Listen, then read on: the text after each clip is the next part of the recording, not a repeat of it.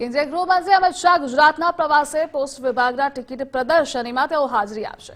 ગાંધીનગર ખાતે ફેલા વિસ્ટા 2024 સમારોહ છે। અખિલ ભારતીય પોલીસ વિજ્ઞાન અધિવેશનમાં તેઓ હાજર રહેશે। હિંમતનગર ખાતે સાબર ડેરીના કાર્યક્રમમાં પણ વિશેષ ઉપસ્થિતિ હશે। તો અમદાવાદમાં શેરા ગામ ખાતે તળાવનું લોકાર્પણ પણ તેઓ કરશે। ટપાલ ટિકિટોના પ્રદર્શનનું આ કાર્યક્રમ ઉદ્ઘાટન સમારોહ છે, જેમાં સૌથી પહેલા અમિત શાહ હાજરી આપશે। ત્યારબાદ ગાંધીનગર ખાતે 50મું અખિલ ભારતીય પોલીસ વિજ્ઞાન અધિવેશનનું આયોજન કરવામાં આવ્યું છે, તેમાં પણ તેઓ હાજરી આપશે।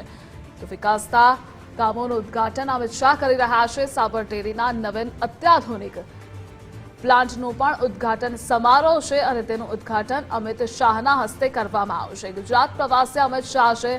યુપીએલ કંપની દ્વારા નવીનીકરણ કરવામાં આવેલા શેલા ગામના તળાવનું પણ લોકાર્પણ કરશે।